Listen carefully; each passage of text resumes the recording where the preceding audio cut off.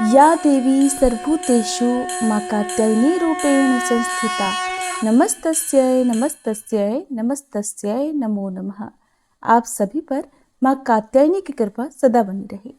आज नवरात्रि का छठा दिन है और इस दिन मां भगवती के कात्यायनी रूप की पूजा की जाती है। मां कात्यायनी अपने भक्तों पर बहुत ही जल्द प्रसन्न होकर उनकी मनोकामनाएं पूर्ण करती हैं। प्रिय श्रोताओं, आज के इस वीडियो में आप सुनेंगे मां कात्यायनी की संपूर्ण कथा, साथ ही आप सुनेंगे श्री महिषासुरमर्दिनी स्तोत्र का हिंदी अनुवाद। ऋषि कात्यायन के घर पर जन्म लेने के कारण ही माता का नाम कात्यायनी पड़ा। मां कात्यायनी का स्वरूप अत्यंत चमकीला और भव्य है। इनकी 4 भुजाएं हैं। मां के दाहिनी तरफ की ऊपर वाली भुजा अभय मुद्रा में और नीचे वाली वर मुद्रा में है। बाईं तरफ की ऊपर वाली भुजा में तलवार और नीचे वाली भुजा में कमल का पुष्प सुशोभित है। मां का वाहन सिंह है। मां कात्यायनी की भक्ति और उपासना के द्वारा मनुष्य बहुत ही जल्दी और बहुत ही सरलता से धर्म, अर्थ, काम और मोक्ष की प्राप्ति कर लेता है। वह इस लोक में स्थित रहकर भी अलौकिक तेज और प्रभाव से युक्त हो जाता है। माता कात्यायनी की पूजा करने से सभी प्रकार के संकटों का नाश होता है। मां दानव और पापियों का नाश कर अपने भक्तों की रक्षा करती हैं। प्राचीन कथा के अनुसार कालांतर में कात्यायन नाम से कई ऋषि हुए हैं। एक विश्वामित्र मुनि के वंश में, जिन्होंने श्रौत, गुह्य और प्रतिहार सूत्रों की रचना की थी। दूसरे गोमिल पुत्र थे, जिन्होंने छंदो परिशिष्ट कर्म प्रदीप की रचना की थी। और तीसरे कात्यायन वर रुचि सोमदत्त के पुत्र थे, जो पाणिनि सूत्रों के प्रसिद्ध वार्तिककार थे। कात्यायन कत ऋषि के गोत्र में उत्पन्न ऋषियों को कहा जाता है। सबसे पहले कत नामक महर्षि के पुत्र ऋषि कात्य हुए। इन्हीं कात्य के गोत्र में विश्व प्रसिद्ध महर्षि कात्यायन उत्पन्न हुए, जिन्होंने भगवती जगदम्बा की कई वर्षों तक बड़ी कठिन तपस्या की थी। फिर एक दिन प्रसन्न होकर देवी जगदम्बा ने कात्यायन ऋषि को दर्शन दिए और तब कात्यायन ऋषि ने उनसे अपनी पुत्री के रूप में अपने घर पर जन्म लेने की प्रार्थना की। तब देवी ने कात्यायन ऋषि को यह वरदान दिया कि वह पुत्री के रूप में उनके घर पर जन्म लेंगी। और इस प्रकार अपने वचन का पालन करते हुए देवी जगदम्बा ने कात्यायन ऋषि के यहाँ जन्म लिया और फिर महिषासुर दैत्य का वध किया। एक और कथा के अनुसार भगवान श्री कृष्ण को पति रूप में प्राप्त करने के लिए ब्रज की गोपियों ने इन्हीं देवी की पूजा कालिंदी यमुना के तट पर की थी। और देवी कात्यायनी को ब्रजमंडल की अधिष्ठात्री देवी के रूप में भी पूजा जाता है। दरअसल ब्रज की गोपियां सांवले सलोने श्री कृष्ण पर अपना सब कुछ न्यौछावर कर चुकी थी। अब उनके जीवन में इच्छा थी तो केवल एक बार श्री कृष्ण के चरणों का कृपा प्रसाद पाने की। सोते जागते, उठते बैठते, खाते पीते, हर समय यानी कि जीवन की प्रत्येक गति में उन गोपियों के तो मन में श्री कृष्ण ही बस गए थे। उन्हें आवश्यकता थी तो केवल श्री कृष्ण को रिझाकर उनके कमल रूपी श्री चरणों में आश्रय प्राप्त करने की। और जब श्री कृष्ण मथुरा चले गए तब सारी गोपियां बेचैन हो गईं, व्याकुल हो गईं। इन्हीं व्याकुलता भरे क्षणों में किसी ब्रज गोपी ने अपनी दादी नानी के मुख से ये सुन लिया कि कात्यायनी देवी व्रत के अनुष्ठान से मनोवांछित वर प्राप्त होता है। बस फिर क्या था, ब्रज की सभी कुमारी गोपियों ने नंद बाबा के लाडले कामदेव की छवि को धूमिल करने वाले और सूर्य की आभा से भी अधिक दैदीप्यमान गोविंद माधव को प्राप्त करने के लिए मन में दृढ़ विश्वास रखकर सामूहिक रूप से देवी कात्यायनी को प्रसन्न करने के लिए कात्यायनी व्रत करने का संकल्प एक साथ ले लिया। ब्रज गोपियों ने अपने प्राण प्रियतम को प्राप्त करने के लिए मां कात्यायनी के पूजन का व्रत विशुद्ध भाव से प्रारंभ कर दिया। जब हेमंत ऋतु आई, उसके पहले ही महीने में अर्थात मार्गशीर्ष मास में नंद बाबा के ब्रज की कुमारियां कात्यायनी देवी की पूजा और उपवास करने लगी। वे केवल हविष्यान्न ही खाती थी। वे कुमारी गोपियां पूर्व दिशा का सूरज लाल होते होते यमुना जल में स्नान कर लेती, यानी ब्रह्म मुहूर्त में उठ जाती और तट पर ही देवी की बालुका से मूर्ति बनाकर सुगंधित चंदन, पुष्प, तरह तरह के नैवेद्य, धूप, दीप, छोटी बड़ी भेंट की सामग्री, आम, अशोक के पल्लव, फल और चावल आदि से उनका पूजन करती। साथ ही कात्यायनी महामाये महायोगिन्यधीश्वरी नंद गोपसुतम देवी पति में कुरुते नमः इति मंत्रम जपन्यस्ताम पूजाम चक्र कुमारी कहा। इस तरह मंत्र का जाप करती हुई वे कुमारी गोपियां देवी कात्यायनी की आराधना किया करती। इस तरह उन गोपियों का जिनका मन श्री कृष्ण के प्रति निछावर हो चुका था, जिनका तन मन श्री कृष्णमय हो चुका था, इस संकल्प के साथ उन्होंने 1 महीने तक देवी कात्यायनी की भली भांति पूजा की।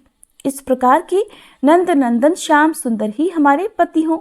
वे प्रतिदिन ब्रह्म मुहूर्त में ही नाम ले लेकर एक दूसरी सखी को पुकार लेती और फिर एक दूसरे के हाथ में हाथ डालकर ऊंचे ऊंचे स्वर से भगवान श्री कृष्ण की लीला और नामों का गान करती हुई यमुना जल में स्नान करने के लिए जाती। एक दिन सारी गोपियों ने प्रतिदिन की तरह यमुना जी के तट पर जाकर अपने अपने वस्त्र उतार दिए और भगवान श्री कृष्ण के गुणों का गान करती हुई बड़े आनंद से वे जल क्रीड़ा करने लगी। भगवान श्री कृष्ण सनकादि योगियों और शंकर आदि योगीश्वरों के भी ईश्वर हैं। उनसे गोपियों के मन की यह इच्छा छुपी नहीं रही। वे उनका अभिप्राय जानकर अपने सखा ग्वाल बालों के साथ उन कुमारी गोपियों की साधना सफल करने के लिए यमुना तट पर पहुंच गए।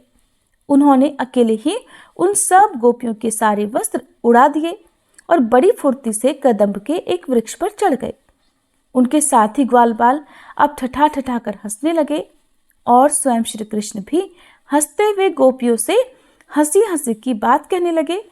अरे कुमारियों, अगर इच्छा हो तो तुम यहाँ आकर अपने अपने वस्त्र ले जाओ। मैं तुम लोगों से सच सच कहता हूँ, मैं हंसी मजाक बिल्कुल नहीं कर रहा। तुम लोग व्रत करते करते दुबली हो गई हो। ये मेरे सखा ग्वाल बाल जानते हैं कि मेरी कोई भी बात कभी झूठी नहीं होती। सुंदरियों, अगर तुम्हारी इच्छा हो तो अलग अलग आकर अपने अपने वस्त्र ले लो या सब एक साथ आ जाओ, मुझे इसमें भी कोई आपत्ति नहीं।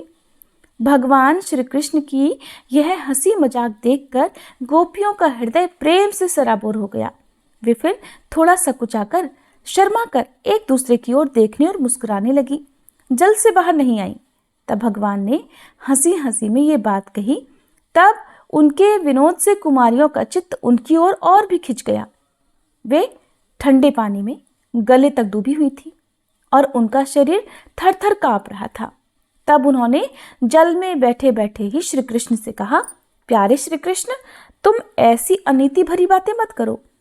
हम जानती हैं कि तुम नंद बाबा के लाडले लाला हो, हमारे प्यारे हो। सारे ब्रजवासी तुम्हारी सराहना करते रहते हैं। देखो, हम ठंड के मारे ठिठुर रही हैं, तुम हमारे वस्त्र दे दो। श्याम सुंदर ते दास्य करवाम तवोदितम देही वासांसी धर्मज्ञ नोचेद रागे ब्रुवामहे। प्यारे श्याम सुंदर, हम तुम्हारी दासी हैं।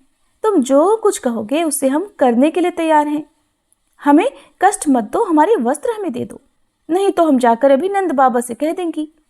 तब श्री कृष्ण मुस्कुराते हुए बोले, गोपियों, तुम्हारी मुस्कान पवित्रता और प्रेम से भरी है। देखो, जब तुम अपने को मेरी दासी स्वीकार करती हो और मेरी आज्ञा का पालन करना चाहती हो तो यहाँ आकर अपने अपने वस्त्र ले लो। वे गोपियां जल में बहुत देर से बैठी हुई थी, ठंड के मारे कांप रही थी। किसी तरह सकुचाते हुए वे गोपियां यमुना जी से बाहर निकली। उस समय उन्हें ठंड बहुत सता रही थी। उनके इस शुद्ध भाव से भगवान बहुत ही प्रसन्न हुए। उन्हें अपने पास आई देखकर उन्होंने गोपियों के वस्त्र अपने कंधे पर रख लिए।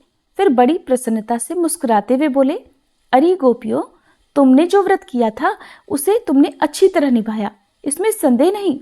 लेकिन इस अवस्था में वस्त्रहीन होकर तुमने जल में स्नान किया है। इससे तो जल के अधिष्ठाता देवता वरुण का और यमुना जी का अपराध हुआ है। इसलिए अब इस दोष की शांति के लिए तुम अपने हाथ जोड़कर सिर से लगाओ और उन्हें झुककर प्रणाम करो। इसके बाद अपने अपने वस्त्र ले जाओ। भगवान श्री कृष्ण की ये बात सुनकर उन गोपियों ने ऐसा ही समझा कि वास्तव में वस्त्रहीन होकर स्नान करने से हमारे व्रत में त्रुटि आ गई। अब उसकी निर्विघ्न पूर्ति के लिए उन्होंने समस्त कर्मों के साक्षी श्री कृष्ण को नमस्कार किया, क्योंकि उन्हें नमस्कार करने से ही सारी गलतियों और अपराधों का मार्जन हो जाता है, सब क्षमा हो जाते हैं। जब यशोदानंदन भगवान श्री कृष्ण ने देखा कि सब की सब कुमारी गोपियां मेरी आज्ञा के अनुसार प्रणाम कर रही हैं, तब वे बहुत प्रसन्न हुए। उनके हृदय में गोपियों के प्रति करुणा उमड़ आई और फिर उन्होंने उनके वस्त्र दे दिए। श्री कृष्ण ने गोपियों से छल भरी बातें की, उनका लज्जा संकोच छुड़ाया, हंसी की और उन्हें कठपुतलियों के समान नचाया, यहाँ तक कि उनके वस्त्र भी हर लिए। फिर भी वे गोपियां उनसे रुष्ट नहीं हुई। उनकी इन चेष्टाओं को उन्होंने दोषी नहीं माना, बल्कि अपने प्रियतम के संग से वो तो और भी प्रसन्न हो गई। गोपियों ने अपने अपने वस्त्र पहन लिए, लेकिन श्री कृष्ण ने उनके चित्त को इस प्रकार अपने वश में कर रखा था कि वे वस्त्र पहनने के बाद भी वहां से एक कदम भी आगे नहीं बढ़ पाई। अपने प्रियतम के समागम के लिए सजकर वे उन्हीं की ओर लजीले चितवन से निहारती रहीं। भगवान ने देखा कि उन गोपियों ने उनके चरण कमलों के स्पर्श की कामना से ही ये व्रत धारण किया है और उनके जीवन का यही एकमात्र संकल्प है। तब गोपियों के प्रेम के अधीन होकर ऊखल तक में बंध जाने वाले भगवान श्री कृष्ण उनसे कहने लगे, मेरी परम प्रेयसी कुमारियों, मैं तुम्हारा ये संकल्प जानता हूँ कि तुम मेरी पूजा करना चाहती हो। तुम्हारी इस इच्छा का अनुमोदन करता हूँ। तुम्हारा ये संकल्प सत्य होगा, तुम मेरी पूजा कर सकोगी। जिन्होंने अपना मन और प्राण तक मुझे समर्पित कर रखा है, उनकी कामनाएं उन्हें सांसारिक भोगों की ओर ले जाने में समर्थ नहीं होती। ठीक वैसे ही जैसे भुने हुए या उबले हुए बीज फिर से अंकुर के रूप में उगने के लायक नहीं रह जाते। इसलिए गोपियों, अब तुम अपने अपने घर लौट जाओ। तुम्हारी साधना सिद्ध हो गई है। अब आने वाली शरद ऋतु की रात्रियों में तुम मेरे साथ विहार करोगी। गोपियों, इसी उद्देश्य से तुम लोगों ने यह व्रत और कात्यायनी देवी की पूजा की थी। फिर भगवान की आज्ञा पाकर वह गोपियां जाने की इच्छा न होने पर भी बड़े कष्ट से ब्रज में गई। अब उनकी सारी कामनाएं पूर्ण हो चुकी थी। इस प्रकार जैसी जिसके मन में कामना हो, कात्यायनी देवी और भगवान श्री कृष्ण की कृपा से वह मनोकामना पूर्ण हो जाती है। आज के दिन देवी कात्यायनी की पूजा गोधूली बेला में जरूर करनी चाहिए और भगवान श्री कृष्ण की पूजा करने से कात्यायनी देवी के साथ ही भगवान श्री कृष्ण का भी आशीर्वाद प्राप्त हो जाता है। प्रिय श्रोताओं, ये थी देवी कात्यायनी की कथा। अब सुनिए महिषासुर मर्दिनी स्तोत्र का हिंदी अनुवाद। हे हिमालय राज की पुत्री, हे गिरिजा देवी, विश्व को आनंदित करने वाली देवी, नंदी गणों द्वारा पूजित, गिरिश्रेष्ठ विंध्याचल के शिखर पर निवास करने वाली देवी, अपनी लीला से भगवान श्री विष्णु को प्रसन्न करने वाली, इंद्रदेव के द्वारा नमस्कृत, भगवान नीलकंठ की पत्नी, विश्व में विशाल कुटुंब वाली और विश्व को संपन्नता देने वाली, हे महिषासुर का मर्दन करने वाली भगवती, अपने बालों की लता से आकर्षित करने वाली पर्वत की पुत्री, आपकी जय हो, जय हो, जय हो। देवों को वरदान देने वाली, दुर्धर और दुर्मुख असुरों को मारने वाली और स्वयं में ही हर्षित रहने वाली, तीनों लोकों का पोषण करने वाली, शंकर जी को संतुष्ट करने वाली, पापों को हरने वाली और घोर गर्जना करने वाली, दानवों पर क्रोध करने वाली, अहंकारियों के घमंड को सुखा देने वाली, समुद्र की पुत्री, हे महिषासुर का मर्दन करने वाली, अपने बालों की लता से आकर्षित करने वाली पर्वत की पुत्री, आपकी जय हो, जय हो, जय हो। हे जगत माता, हे मेरी माँ, प्रेम से कदम्ब के वन में वास करने वाली, हास्य भाव में रहने वाली, हिमालय के शिखर पर स्थित, अपने भवन में विराजित, मधु की तरह मधुर, मधु कैटभ का मद नष्ट करने वाली, महिष को विदीर्ण करने वाली, सदा युद्ध में लिप्त रहने वाली, हे महिषासुर का मर्दन करने वाली, अपने बालों की लता से आकर्षित करने वाली पर्वत की पुत्री, आपकी जय हो, जय हो, जय हो। शत्रुओं के हाथियों की सूंड काटने वाली और उनके 100 टुकड़े करने वाली, जिनका सिंह शत्रुओं के हाथियों के सर अलग अलग टुकड़े कर देता है, अपनी भुजाओं के अस्त्रों से चंड और मुंड के शीश काटने वाली, हे महिषासुर का मर्दन करने वाली और अपने बालों की लता से आकर्षित करने वाली पर्वत की पुत्री, आपकी जय हो, जय हो, जय हो। रण में मदोन्मत्त शत्रुओं का वध करने वाली, अजर अविनाशी शक्तियां धारण करने वाली, प्रमथनाथ अर्थात शिवजी की चतुराई जानकर उन्हें अपना दूत बनाने वाली, दुर्मति और बुरे विचार वाले दानव के दूत के प्रस्ताव का अंत करने वाली, हे महिषासुर का मर्दन करने वाली, अपने बालों की लता से आकर्षित करने वाली पर्वत की पुत्री, आपकी जय हो, जय हो, जय हो। शरणागत शत्रुओं की पत्नियों के आग्रह पर उन्हें अभयदान देने वाली, तीनों लोकों को पीड़ित करने वाले, दैत्यों पर प्रहार करने योग्य त्रिशूल धारण करने वाली, देवताओं की दुंदुभी से दुमी दुमी की ध्वनि को सभी दिशाओं में व्याप्त करने वाली, हे महिषासुर का मर्दन करने वाली, अपने बालों की लता से आकर्षित करने वाली पर्वत की पुत्री, आपकी जय हो, जय हो, जय हो। मात्र अपनी हुंकार से धूम्र लोचन राक्षस को धूम्र अर्थात धुएं के समान भस्म करने वाली, युद्ध में कुपित रक्तबीज के रक्त से उत्पन्न अन्य रक्त बीजों का रक्त पीने वाली, शुंभ और निशुंभ दैत्यों की बलि से शिवजी और भूत प्रेतों को तृप्त करने वाली, हे महिषासुर का मर्दन करने वाली, अपनी बालों की लता से आकर्षित करने वाली पर्वत की पुत्री, आपकी जय हो, जय हो, जय हो। युद्ध भूमि में जिनके हाथों के कंगन धनुष के समान चमकते हैं, जिनके सोने के तीर शत्रुओं को विदीर्ण करके लाल हो जाते हैं और उनकी चीखें निकालते हैं, चारों प्रकार की सेनाओं, हाथी, घोड़ा, पैदल, रथ का संहार करने वाली, अनेक प्रकार की ध्वनि करने वाले, बटुकों को उत्पन्न करने वाली, हे महिषासुर का मर्दन करने वाली, अपने बालों की लता से आकर्षित करने वाली पर्वत की पुत्री, आपकी जय हो, जय हो, जय हो। देवांगनाओं के तत् था थेई थेई आदि शब्दों से युक्त भावमय नृत्य में मग्न रहने वाली, कु कुथ अड्डी विभिन्न प्रकार की मात्राओं वाले ताल वाले स्वर्गीय गीतों को सुनने में लीन, मृदंग की धू धुकुट धीमी धीमी आदि गंभीर ध्वनि सुनने में लिप्त रहने वाली, हे महिषासुर का मर्दन करने वाली, अपने बालों की लता से आकर्षित करने वाली पर्वत की पुत्री, आपकी जय हो, जय हो, जय हो।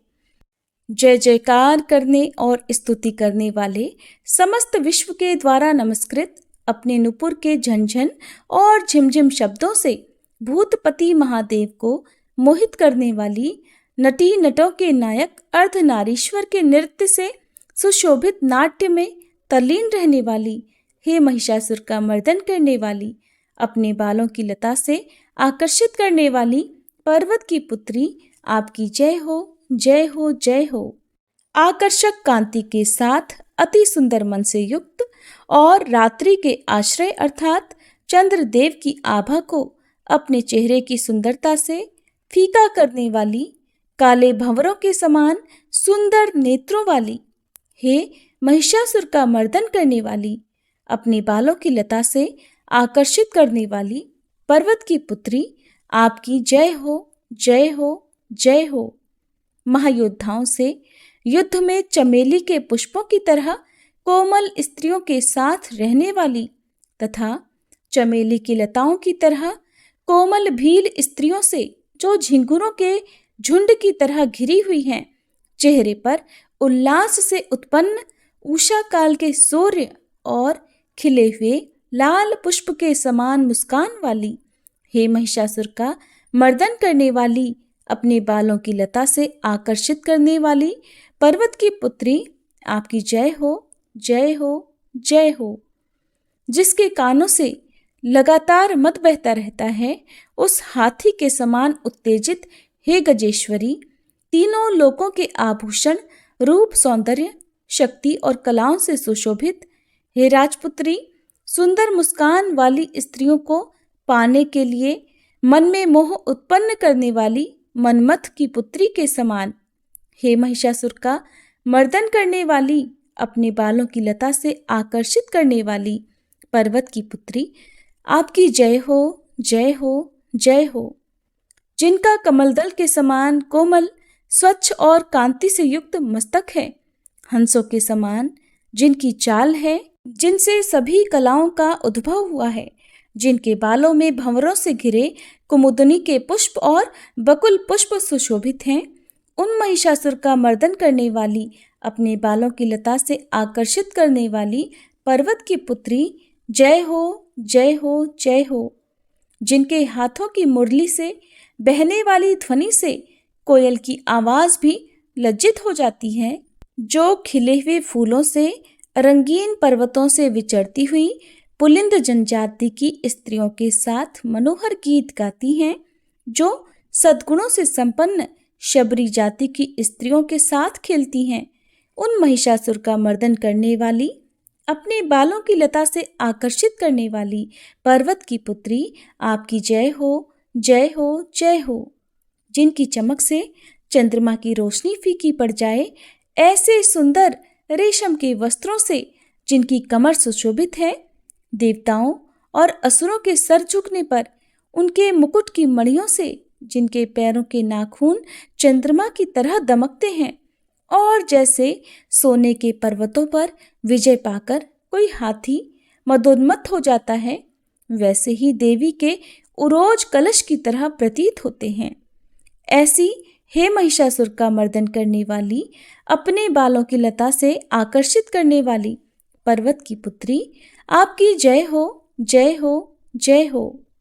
सहस्त्रों दैत्यों के सहस्त्रों हाथों से सहस्त्रों युद्ध जीतने वाली और सहस्त्रों हाथों से पूजित सुर तारक उत्पन्न करने वाली, उसका तारकासुर के साथ युद्ध कराने वाली, राजा सुरथ और समाधि नामक वैश्य की भक्ति से समान रूप से संतुष्ट होने वाली, हे महिषासुर का मर्दन करने वाली, बालों की लता से आकर्षित करने वाली पर्वत की पुत्री, आपकी जय हो, जय हो, जय हो।